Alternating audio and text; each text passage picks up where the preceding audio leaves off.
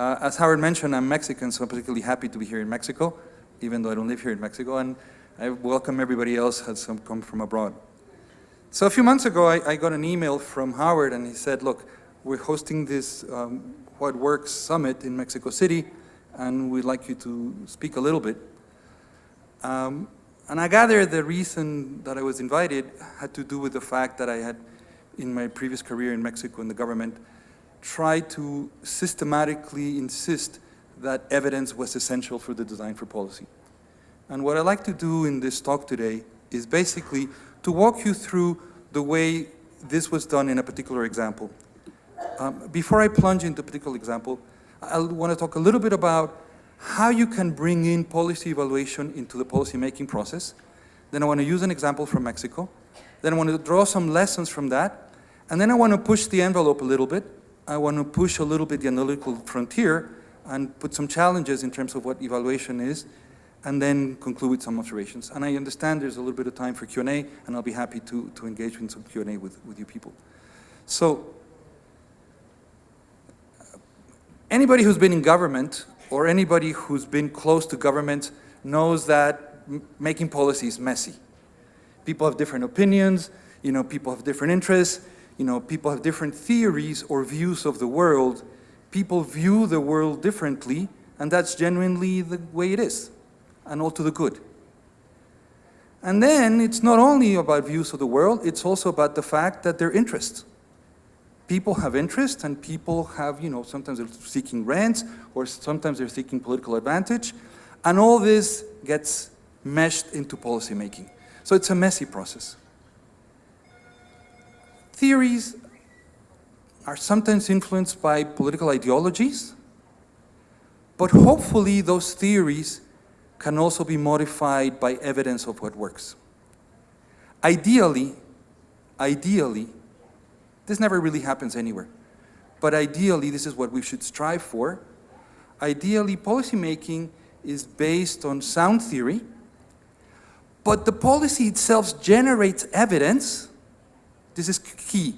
The policy itself generates evidence based on credible evaluations that can either validate the theory or change the theory and change your views of the world. Now, there's no guarantee that evidence of what works and what doesn't work is going to be used, but sometimes it will. And the more the merrier. Sometimes it will.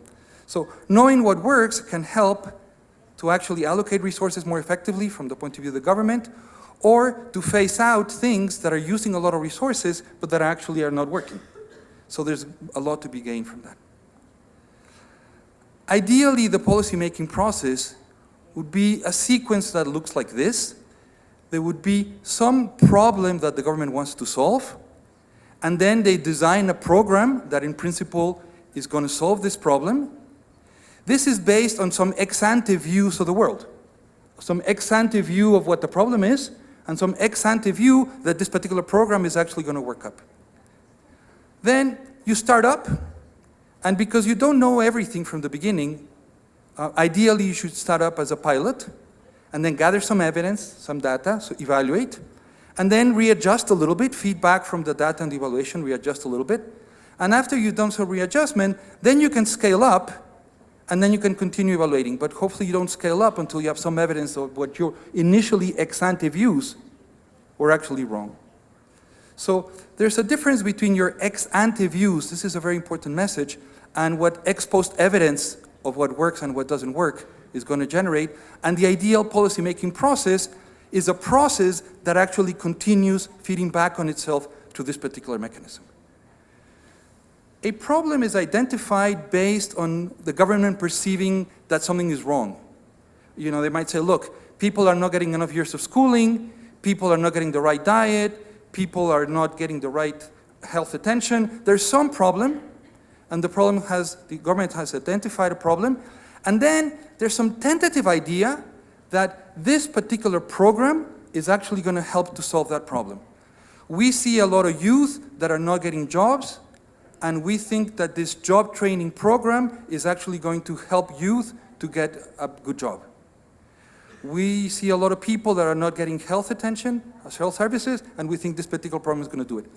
So they design a program hopefully that program is not just pulled from the air.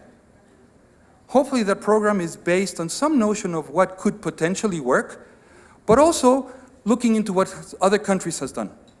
So if we're going to do a program for labor training, did Colombia do a program for labor training? Oh no, but Thailand did a program for labor training, and actually in Thailand it didn't work because of this, but in Mexico it might work because of that. So you look at other countries and you look at other people's evidence. You then put together a program. And ideally, what you want to do is start with a pilot, and you want to inbuild evaluation as part of the pilot. This is critical. You don't want to think 3 years later, after the program has been running, and say, wouldn't it be a good idea to evaluate whether this is working or not? Because by then, you've lost a huge amount of data that is going to be very, very difficult to recover, and it's going to be very difficult to do a proper evaluation. So when you think of the program, you have to think of evaluation as part of the program, not as an afterthought. And put money up front for evaluation to make sure that you have that. Gather the data. It might be, in absolute terms, a relevant amount of money, but if you're really going to scale up that program, the amount of money that you're going to spend is going to be very little relative to the amount of money that you're going to spend in the program. So it's going to be really very well spent. And then you have to have some political commitment to adjust the program. Never have the president come out and say, this is the program, because it is very difficult to then adjust it. Say, look, we're going to start with this, and then 3 years later, when it's really working, then have the president come out and say, this is the program. Because then the politics is in the way, and it's kind of difficult to adjust the program. Nobody's going to get everything right from the beginning. Eso no existe. Right? Everybody's going to make mistakes. So ideally, what you want to do is you want to have impact and operational evaluations, and then that can adjust the program. And then, hopefully, these adjustments occur before the program is scaled up completely. Then you can scale up depending on budget on the one hand, but also institutional capabilities. Is the health ministry ready to implement this program? Is the labor ministry ready to put this program? And if not, building up the capabilities can be part of the program. The program itself might have a capability component that increases those. And then you want to continue evaluating, because the short-run impact of a program might be different from the long-run impact of a program. So you want to reassess, and then after some time, come back and ask questions. Am I really solving the problem that I thought I was going to solve? So let me walk you through an example of this process in Mexico, and I want to tell you what worked, and also I want to tell you what didn't work in this particular process. So the problem identification. The problem is, in the mid-1990s, about 30% of the population in Mexico was considered to be in extreme poverty. Mexico had been running programs for about 20, 25 years to combat poverty. We had subsidies to milk, to tortillas, to bread, distribution of foodstuffs, electricity subsidies, transport, you name it, we had it. The problem was that they weren't working. The resource allocation between rural and urban areas was most imbalanced. A lot of the budget was being spent in administrative expenses. It was very little coordination between the various ministries. So the little evidence that we had, and it was in fact little, the little evidence that we had is that there was being no advancement in terms of numbers of poverty and no advancement in terms of numbers of undernutrition, schooling, and all that. So there was a shock. Things could have continued, but there was a big shock, sadly. The big shock was a 1994-95 crisis. You might remember Mexico had a huge macroeconomic shock, and everybody knew that things were going to get worse. So the big shock, paradoxically, was a great opportunity, because people said something has to be done. So something had to be done, and that opened the opportunity to do something. Now, so that was problem identification. What about problem design? What were the views of the world in the mid-1990s? I think today this is wrong, but what were the views of the world in the mid-1990s about poverty and about the intergenerational transmission of poverty? Now, if you sort of looked at the research that had been done on nutrition, on schooling, on health attendance and all that, and you put together a picture of all that research, basically you would say, look, the poor people are caught in an intergenerational transmission of poverty, They live in unhealthy conditions. Giving them food is not going to work very well, because really, if you just give them food, but the unhealthy conditions don't allow them to make a nutritious use of that food, you're just going to be subsidizing the worms that live in the stomach of the poor. You're not really going to be subsidizing the poor. So just distributing food is not going to work. And then just making food reach the household is not going to work either, because there's evidence that within the household there's discrimination. For instance, the fourth girl might not get as much food as the first boy, and the sixth boy might not be vaccinated as much as the first boy.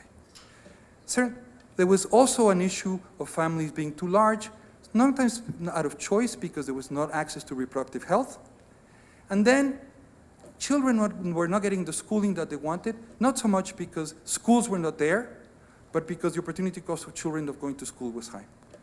And there was also evidence that women are not getting education, and that was really important. These were the theories, the views of the world that sort of educated the program. So on the basis of that, Mexican policymakers in the mid-1990s sort of gathered all this evidence and said, look, this is what we need to do. The design of the program must be a program that recognizes the complementarities between food, nutrition, and education. If we only do one, just distribute food, or just put schools, is not going to work. The complementarities are important. And therefore, we need to change the generalized subsidies and the focalized subsidies, target subsidies that we had, into a different approach. And that's where Progresa was born, which was an idea of transiting from an isolated program by program into a complementary view of various programs interacting, trying to really tackle the issues of human capital formation with the poor. So this is a really pretty picture, which I really like. So it captures in one little picture what the program was about. The idea was the family is the center of the program. On the one hand, there's going to be a nutrition component. People are going to get cash transfers to buy food, but they're also going to get nutritional supplements. They're also going to get preventive health actions, and they're going to get cash transfers to go for education. And there was a life cycle approach behind this program, and this was the design of the program. What I want to emphasize here is something that could work. Could. We didn't know it was going to work. So evaluating whether such an approach was going to work was essential, because really all we had was some ideas, but we really didn't have evidence. So there were many novel features of the program. We substituted food subsidies and in-kind distribution of milk and tortillas with cash transfers delivered to mother. Research question: is this going to lead to violence in which the father goes to the mother, beats her up, takes the money, and goes drinking? This was a big discussion 25 years ago. Do we have evidence of what's going to happen when you give cash to mothers?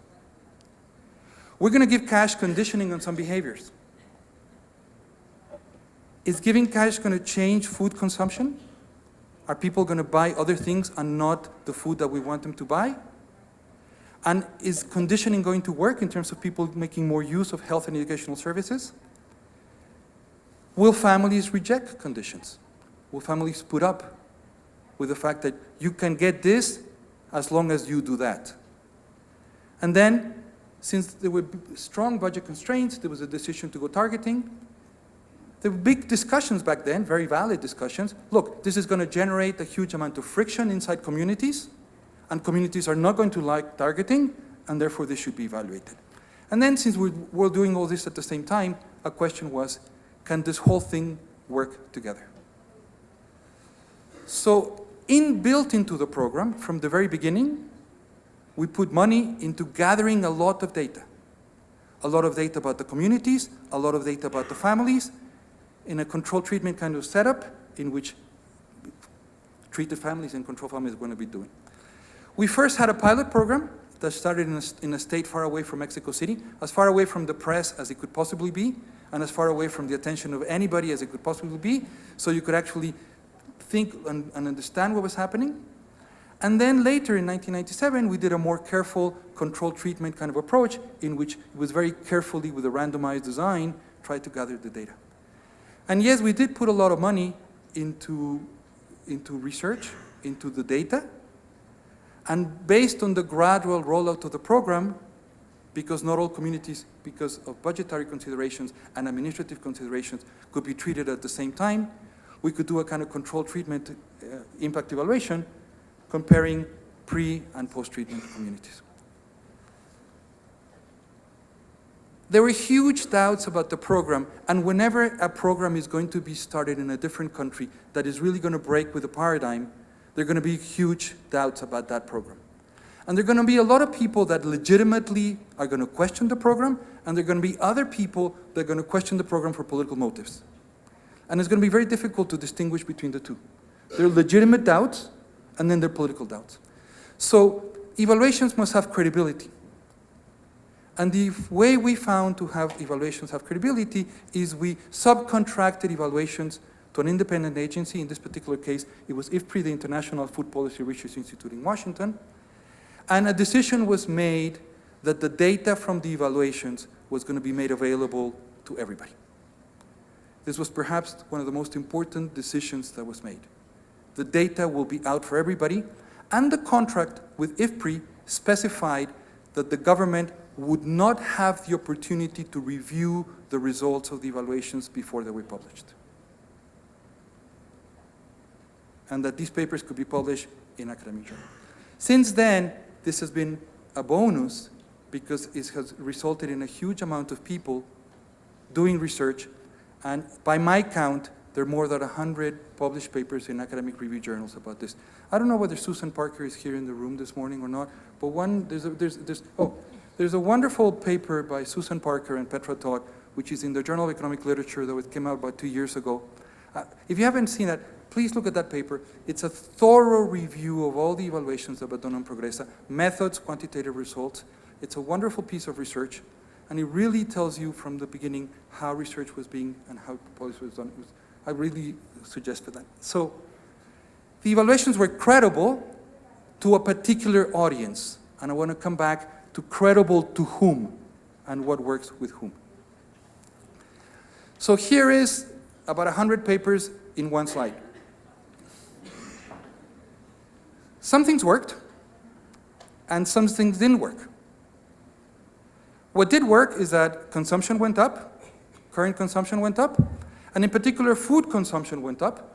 The diets became more diversified. Enrollment and progression rates went up. There were stronger effects on girls than on boys. There was an increased utilization of health services.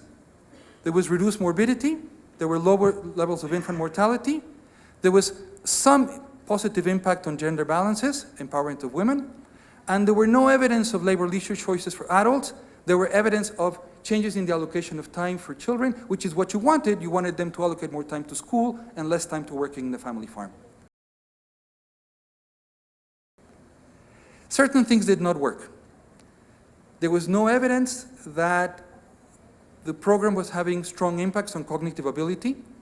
So this meant that, yes, children are going to school, it's not clear that they're learning more. There was no impact on anemia and stunting. Yes, they're eating better. Yes, they're getting access to nutritional supplements, but we're not having a good impact on anemia and stunting. So we knew this because this was being evaluated. Otherwise, we wouldn't have known this. We knew because evaluation was inbuilt into the program. So on the basis of that, a feedback mechanism came in which what was not working was actually worked. So the first set of evaluations, for example, showed that the impact of the school scholarships was really very important in middle school, not so relevant in primary school. And there was a hypothesis that if the school scholarships were shifted from middle school to high school, the impact was going to be much larger. And on the basis of these impact evaluations, the decision was made to extend the scholarships from middle school to high school. And then the schooling impact of the program was actually made much more powerful because of the evaluations that delivered this. A second wave of evaluations was showing that the nutritional supplements were not working. And the reason we knew this is because we did very careful evaluations with blood samples on people, and the reason they were not working was because it turns out that the nutritional supplements that were being distributed had the wrong formula for iron. It was not being absorbed in the body's, I forgot now the chemistry. It was iron gluconate and it had to be iron phosphonate something, right? Or the opposite. But something in the chemistry of the iron was not working, and on the basis of these evaluations, we actually changed the nutritional supplements to have a big impact on anemia. These adjustments allowed the program to scale up and to continue evaluation, and phased out at the same time the generalized programs that were subsidizing tortillas, that were subsidizing bread, so that the budgetary impact of the program was by and large neutral. And by making the evaluations credible, we tried to also protect the program for political influences. That led to reassessment of whether the problem was well identified. And in fact, the problem was not 100% well identified. We were wrong, or at least partly wrong, because we substantially underestimated the supply side of the problem.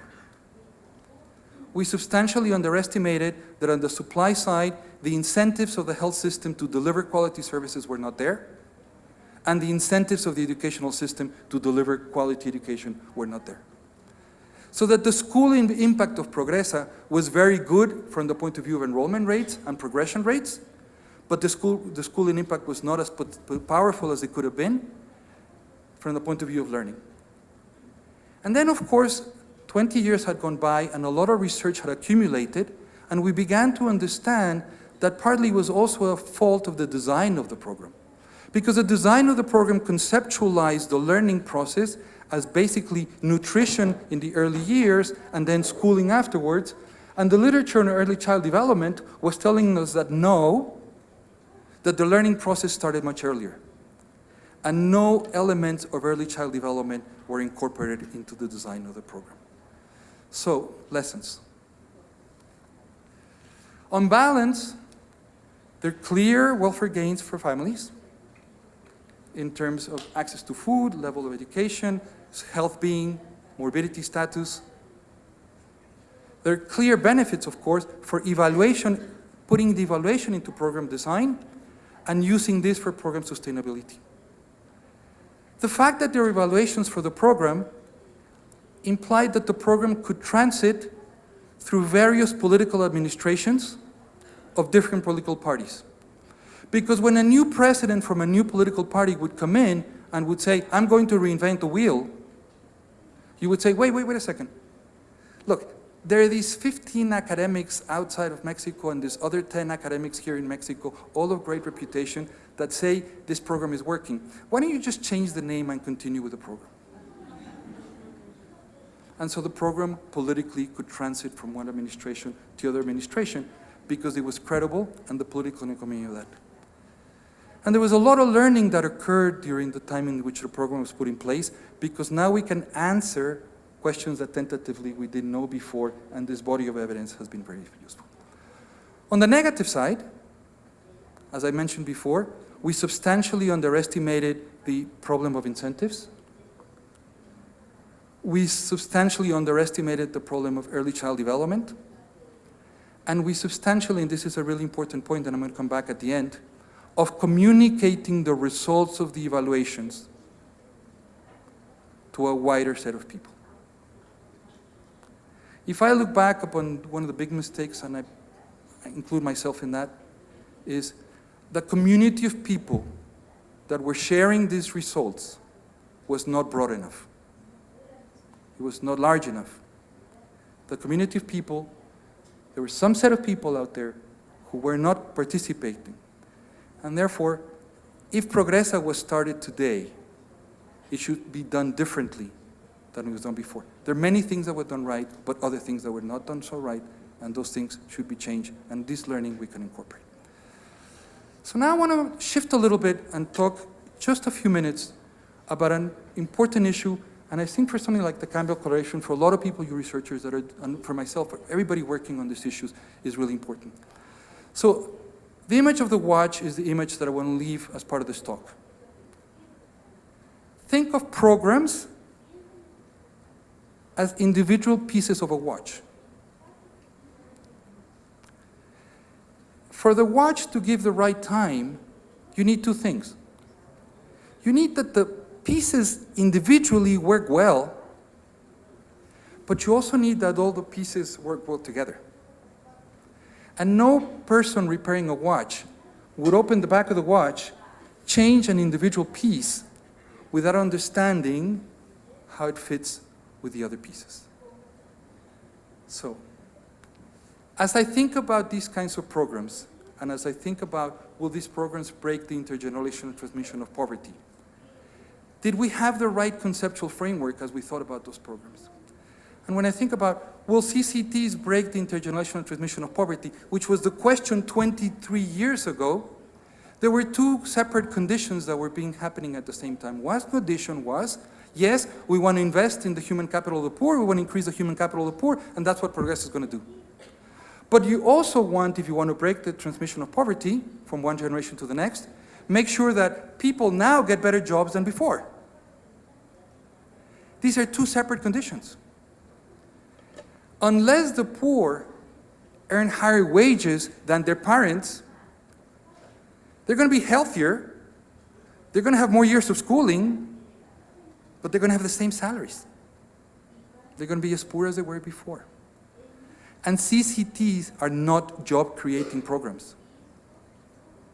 They're not social insurance mechanisms either. They're mechanisms to invest in the human capital of the poor only. And this point was not clear. And this was a major fault and a major flaw.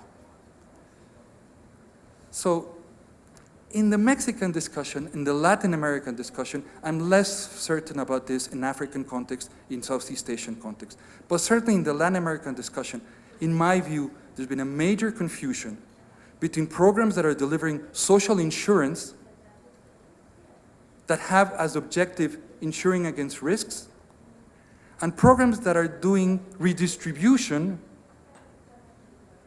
And one way of thinking about this is think about this matrix in which the columns have to do with social insurance, they're green. So when you think about social insurance, the world is divided between formal and informal workers because in Latin America, including Mexico, access to insurance depends on whether you have a formal job or you don't have a formal job. And that's a separate problem from whether you're poor or non-poor. And we tend to think that the poor are in the lower right-hand corner. They're informal and poor, and we tend to confuse programs for poverty with social insurance programs. And what we have done in Mexico is we've made a major mess of the incentives, and that major mess of the incentives results now in people getting subsidies for social insurance, ojo, not for poverty alleviation, for social insurance, conditional upon being informal. And being taxed conditional upon being formal. This has nothing to do with Progresa. It has to do with the structure of social insurance. But the result of that is that if you think about the watch, think about social insurance as a piece of the watch, think about Progresa as another piece of the watch. Progresa is a very pretty piece of the watch. The other pieces of the watch might by themselves be very pretty too. This health program, oh look, people are getting better health. It's a really, really, really well evaluated program. But the two pieces of the program, two well evaluated programs individually, the two pieces of the program together are not working well. There's a problem of incentive compatibility because people are getting higher capabilities as a result of Progresa. They're having more investments in human capital. But in the labor market, the incentives that are coming from social insurance, which the incentives say, look, if you're informal, you get a subsidy, but if you're formal, you're taxed. Basically, you're saying, well, yeah, it doesn't take much, right? So the result is that the outcomes are that the poor are not getting better jobs. And this graph is a very sad graph. So this graph, on the right side, has years of schooling of poor people in Mexico. Years of schooling of poor people in Mexico have increased by about 2 years. Progresa is partly responsible for this. The dotted line on the left axis is the rate of informal employment for poor people. What would you have predicted in 1995 about the dotted line? You have predicted that the dotted line was going to have a negative slope. You would have said, look, These people are getting more human capital, they're getting more education, they're getting more, better health, more human capital, they're going to get better jobs, and they're going to get more formal jobs. The outcome in Mexico was that despite increases in education and human capital of the poor, Progresa, the watch is not working. The various pieces of the watch are not working. And what you have is increased informal employment, exactly the opposite of what you had. So we're not breaking the intergenerational transmission of poverty. This diagram is really important in terms of poverty policy. Think that you start at point A, you have poor people, people are informal, and they're poor, and they're in point A. Public policy would like to push people from point A to point B. You want people to move from the informal to the formal sector so that their productivity is going up. And you also want them from point A to point B so their income is going up. You want both things to go up. But the various pieces of the watch in Mexico were pushing in different directions. Progresa was pushing in the direction of, yes, more human capital. What was social insurance doing? Social insurance was pushing you in the direction of point C. It was saying, look, it behooves you to be informal. So yes, you have a higher income, but to have a higher income because you're getting a transfer, not because your earned income is higher than before. People's earned income are the same as 2 decades ago, with healthier conditions, with more human capital, and with more education, because they're not getting better jobs. The pieces of the watch are not working. So this is a very important point.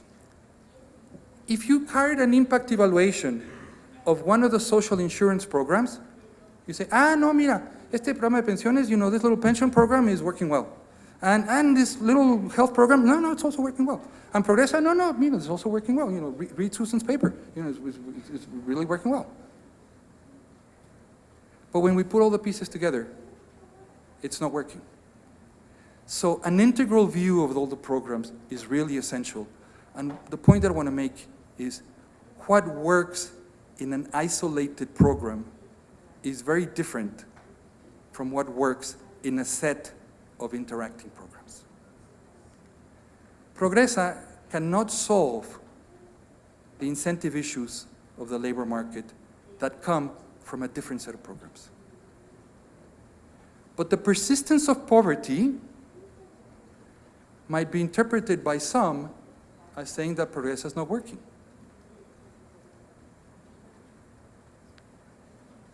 And as some of you may know, this government of Mexico has decided to change the nature of Progresa, to basically discontinue the program and to change the nature of the program. I don't understand personally to what extent this is a failure of communication, a failure of explaining that there's a difference between investing in the human capital of the poor and reducing poverty, and that it's the other pieces of the watch that are not working, not this particular piece.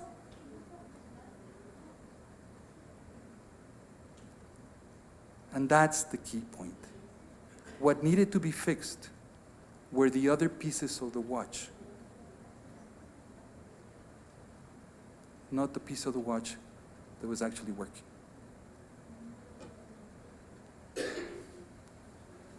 All right, so I should conclude.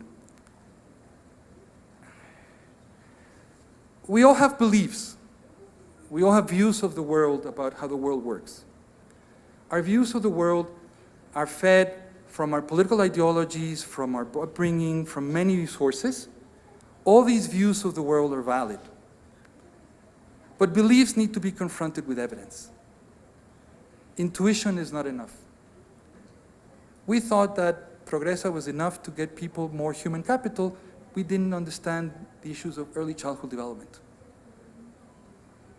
So beliefs can be wrong. Beliefs need to be confronted with evidence. You might decide to ignore what works. And this might be convenient politically, might be expedient politically in the very short run. But if you really, really want to help the poor, and if you really want to help people that need to be helped, you must evaluate. You must confront your views with the evidence. And you must adjust what you're doing on the basis of the evidence. Just repeating something many times is not going to make it work. Third big point, we really need to differentiate between what works at the individual program level and what works at the systemic level. If there's one message from this talk that I'd like you to have is, think of the watch. Don't think about the individual pieces of the watch. All the pieces must fit together if the watch is going to work. And so I think ahead, as work for the Hewitt Foundation, for Campbell Collaboration, and for all of us that are in this, I see three big challenges. How can we design methodologies that can help us to assess what works, not evaluating individual programs, but individual interacting set of programs? Do we do this through general equilibrium models? Do we do this through simulation models? Do we do this with, what are the techniques that we use? We have to push academics beyond the comfort of RCTs. 4 days ago, we were all very extremely happy that the Nobel Prize of Economics went to 3 people that we all respect and admire very much. But I've sometimes talked to Abhijit and to Esther, and I always kid them. I say, look, you guys, this is great. Now we need to think about the pieces of the watch working together. We really need to think about interaction and set of programs in a general equilibrium framework. And then lastly, the third thing that I take and the lesson that I take is we need to understand who is it that we communicate to what works. Because our community that we gather in these forums worldwide and we talk to ourselves is perhaps not big enough from the point of view of sustainable policymaking. We need to talk to a broader set of people and to convey these messages to a broader set of people so that they're shared, so that these can be sustainable programs. Thank you for listening to me. Thank you very much, Santiago. I can't help but mention it since on your last slide, there's a research program financed by the British government, DFID, precisely to look at how programs interact and what the effect of those is, and also on the communicating research to policymakers is another one of their themes. It's a program called SEDAL. There's a booth downstairs amongst exhibition stands who want to learn more about it. So we have, thanks to everyone being on time, just under 20 minutes for questions. So I'm happy to take a round of questions. If you please stick up your hands. There are some roving mics going around. Sorry? There's some roving mics going around, and we'll take a few questions at a time. Just sorting out a paper crisis. Done. So I'm not sure where the mics are, but I'm told they're around.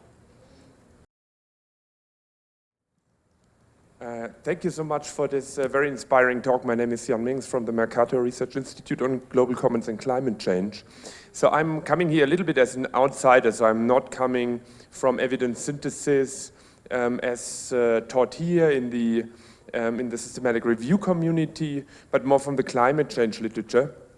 And there the approach is quite different, which is more kind of forward-looking and trying to understand or evaluating possible futures, while here we are trying to look much more into what is actually working and what not. I wonder whether or not, and this is my question, whether or not the solution of what you are highlighting, which I find really a really important point, is that actually we need to link those two communities. So my question would be, do you see a role more kind of for quantitative modeling that is actually somehow calibrated with data from systematic reviews in order to understand those interactions in a more systemic perspective?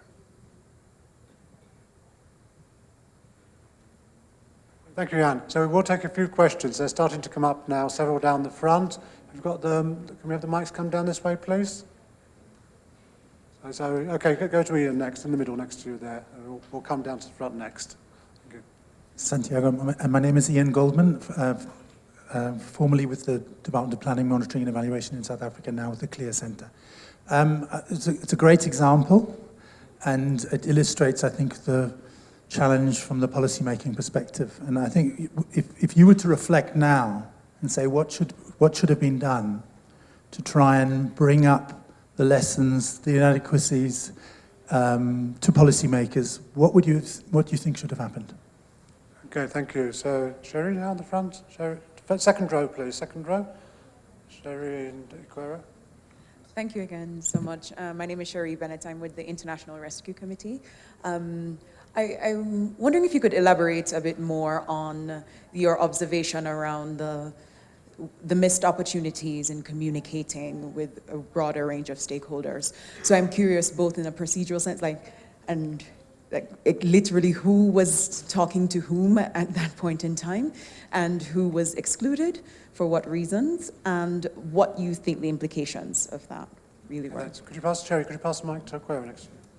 Thank you very much. My name is Nicole Bookworm from Mackay University, the Africa Center for Systematic Reviews and Knowledge Translation.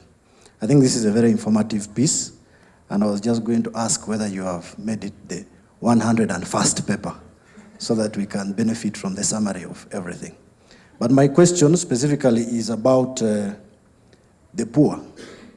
And you mentioned, of course, the topic is about what works, but I was wondering about what counts.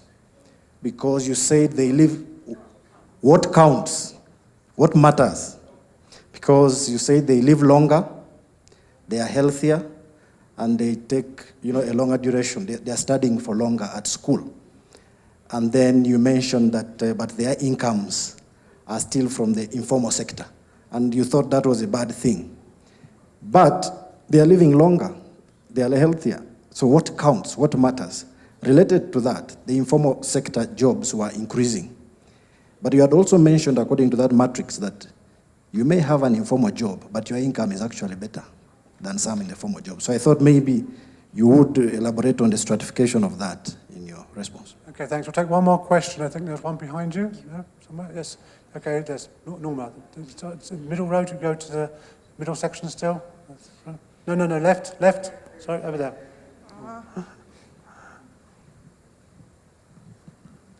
Thank you so much for this, Santiago. I'm Norma Altschuler from the Hewlett Foundation.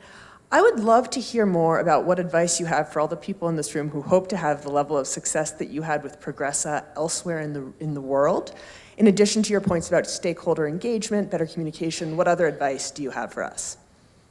Okay, thank you. We'll take a second round of questions, don't worry, but we'll start with these ones for Santiago. Thank you.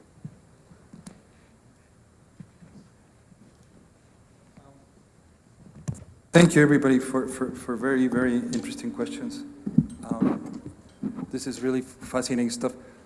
On your question on quantitative modeling, my view is that I think my reading of the profession of economists working in the social area is that the pendulum has swung a little bit too much into huge amount of emphasis in individual impact evaluations, which I promote, and I'm all for them.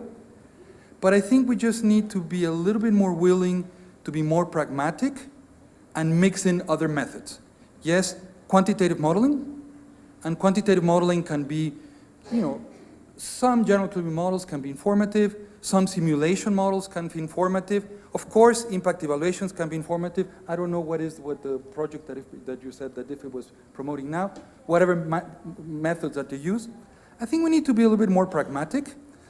Academic economists are driven a little bit by the journals, and I understand that, and it's fine because we need to be rigorous and we have to make sure that that we do serious work. But you also have to understand that there's some questions that are very relevant that cannot be answered by those techniques, and be open to other techniques. And then on the basis of that, make a sort of a balanced judgment from all that. Again, don't take me wrong, I'm all for impact evaluations. I'm just saying it's not the whole game. It should be combined with other things. The second question, what would I do now? I think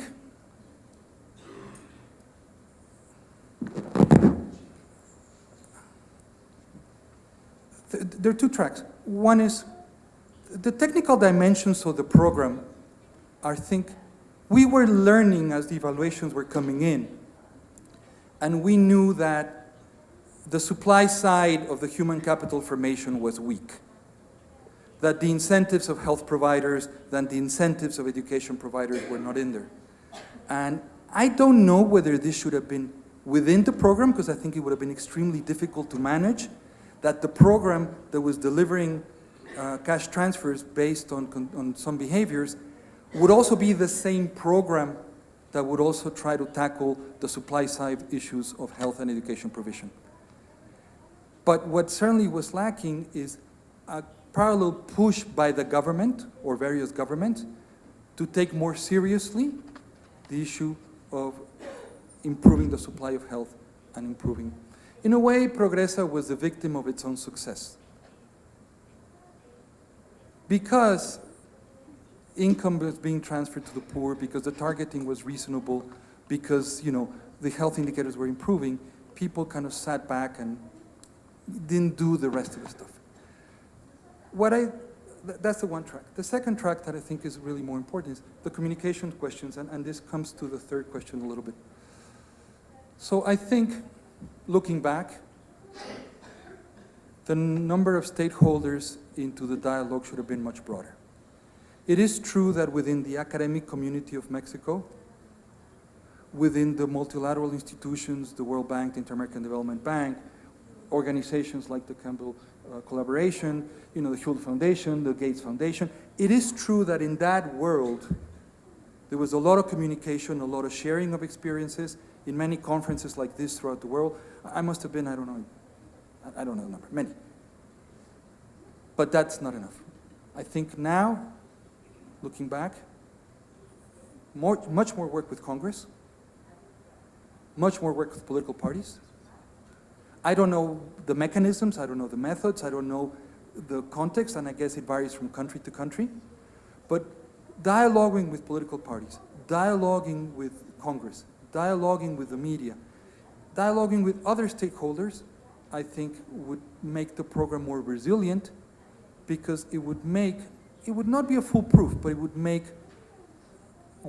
political whims, more difficult to carry through. It would strengthen it. So as part of the things that I would do differently on the track 2 is much more dissemination to audiences broader than the audiences in which a lot of this dissemination was being carried out, and much more interaction with sort of those audiences. What counts, what matters? Don't take me wrong. On balance, I think that the program was a success. On balance, I think that the poor are going to be worse off by the program being discontinued. On balance, the program was a success.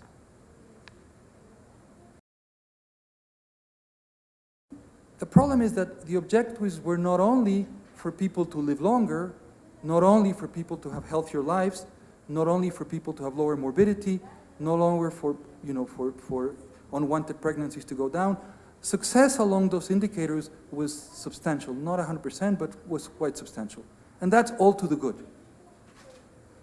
But I always say that a good poverty program must be transitory. Because if we're really going to end poverty, the program should be transitory. And so that only going to happen when people have sufficient income on their own. You don't want countries, at least I don't want countries, in which a segment of the population is permanently living on transfers. I always think of transfers as transitory investments, and then out of people's dignity, agency, desire to contribute, sense of self-worth, capacity to contribute, you want them to be as productive members of society as everybody else. Condemning people to permanent transfers, I think, is not the right poverty policy. And so it matters that people have higher incomes. And then this brings me, and I stop here to take a few more questions, this brings me to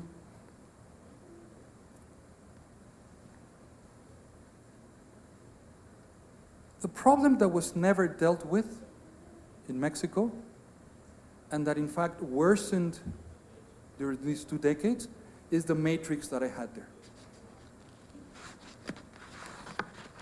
It was never discussed, and to this day, it is not discussed. I count as one of my professional failures, my inability over the last 10 years of speaking about this with zero impact. Because people don't want to deal, tackle, and discuss the issues having to do with the labor market in Mexico. And that matters. And so in terms of the advice, we need to broaden the discussion beyond a discussion of just poverty programs, and we need to broaden the discussion into the greater context in which these programs are taking place. Central to that, the behavior of labor markets. The labor market is the largest social institution aside from the family. Everybody interacts in there. The rules, the ideologies, and the views that we have in Latin America, and particularly in Mexico, are deeply flawed. This wasn't tackled, and the result is the very sad graph that I showed there of informality rates increasing while human capital was being increasing. So what advice? I think we need to broaden the discussion to be able to put that in there. Okay, thank you. So we have time for just a few more questions. There were people down the front here certainly wanting to ask, so let's come to the front first, please. Yes, right at the front here, Daniel. Right in the front row.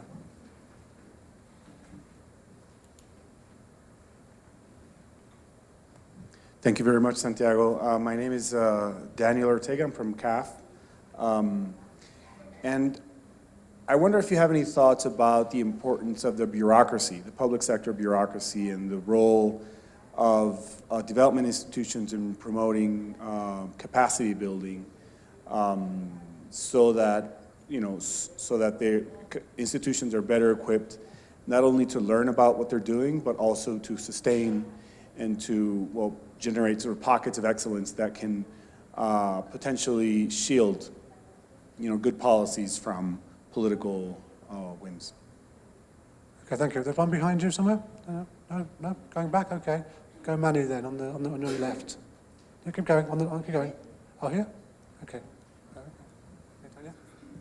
Priscilla. Thank you very much, Santiago, for this really, really, really nice conference, and especially for the message that you conveyed today. And I was wondering who, as a group, should be responsible for conveying the message, for lobbying, because academics are very much worried in producing the evidence, and organizations like this are also worried in producing the evidence, and the evidence is there. So for example, everything you talked about, the supply side, was there very early in the year 2000, and nothing happened. And also, for example, the amounts that were given as scholarships were there. And there was this question about when the expansion was going to take place into the urban areas, whether the opportunity cost of the people were larger and whether these levels should change. And nothing really happened. So who as a group should be doing it? How should they do it so that the evidence that is already there should really be transformed into action? So it's not clear to me how it should be done.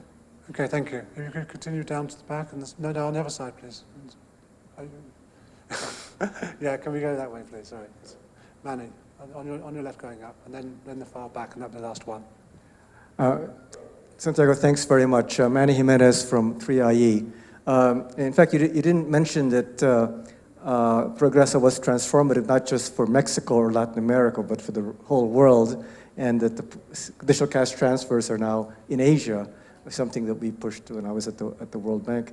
My question is related to the previous question on, given that as you said, when you open up the watch, all the pieces have to work together. What incentives would you say would have to be in place to make sure that those other pieces are also being evaluated well? Are there any lessons you might draw from your experience on how to make sure that the incentive of compatibility to put those programs to the test are there?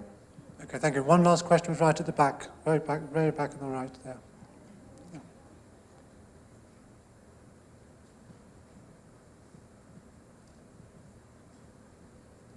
Hi, thank you, Santiago. This was a really interesting conversation, and I really appreciate you highlighting some of the areas where you think actually there could be learning for how to improve.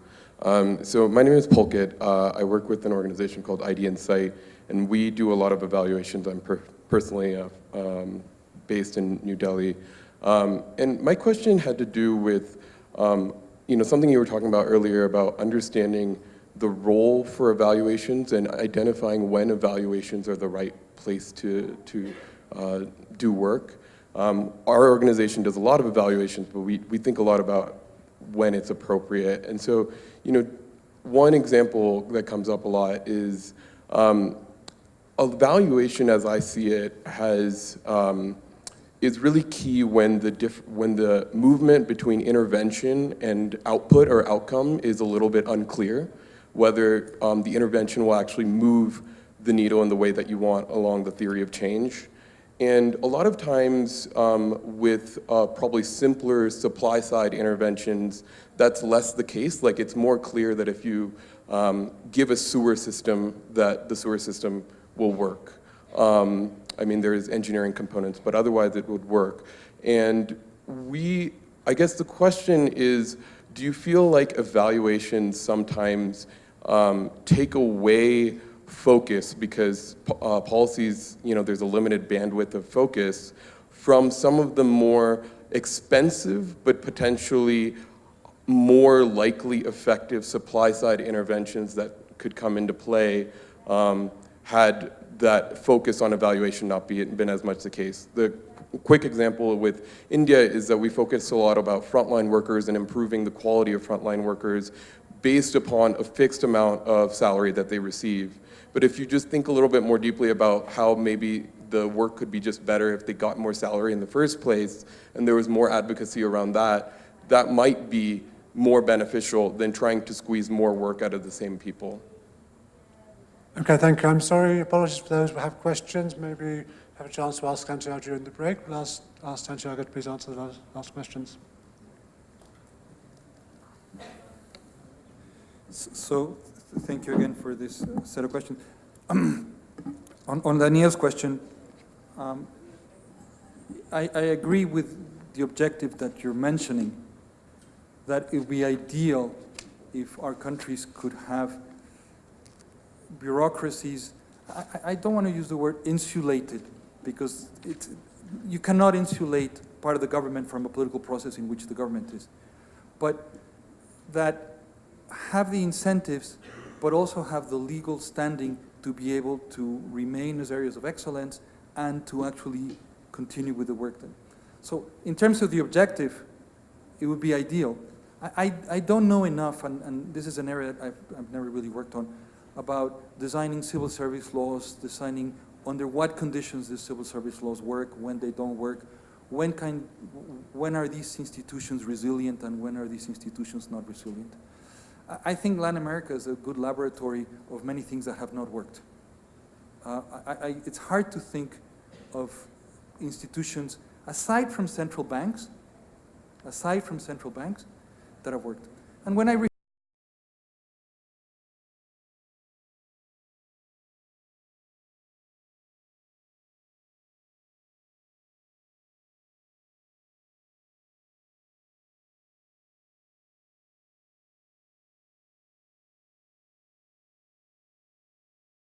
reflect on this, I think that the reason that central banks have been resilient institutions and strong institutions, and others have not within the government, is because, this is my interpretation, the positive externality associated with a well-functioning central bank is shared by almost everybody. So that the benefits of defending the autonomy of the central bank are internalized by pretty much the whole population, and there's kind of sort of a vested interest, and everybody has something. But for smaller areas of government that only have with certain segments of the population, it's difficult to bring a coalition that actually wants to get that result. And one of the weaknesses of programs that are focused on the poor is that sometimes societies, despite that they pay lip service to poverty alleviation, in fact, they're not really doing that much. Because the political power of the poor, the voting power of the poor, is really not that strong. And the institutions that are there to serve them are therefore weak. I don't have a solution for this. Your point is really very well taken. I wish I knew sort of something about the theory of institutional design that could be bare on this, that could bring some light on this. On Graciela's question, who conveys the message and to whom should the message be conveyed?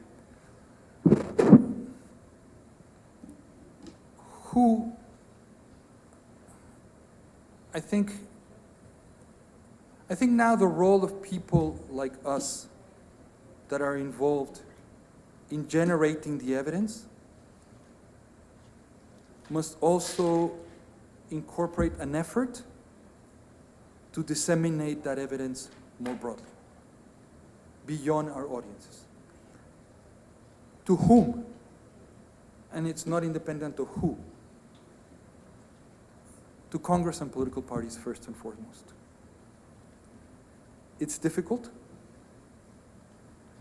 because there's a huge dynamic. It's very volatile. But at least the effort must be attempted. Maybe it fails and it doesn't work. And then we learn about the way we did it, and then maybe later we can change how to work. I think organizations like CONEVAL have a really deep role in trying to reach Congress, to reach political parties, and to create conditions for dialogue, which is difficult in context, not only in Mexico, but really throughout the world, in which social media tends to polarize the political discourse. And in context in which the political discourse is polarized is difficult, but maybe without, creating smaller forums, finding the mechanism, we have to experiment. But I think it behooves the people that generates the evidence to try to make the effort to disseminate that evidence more and to try to bridge people on the other side. And attempt.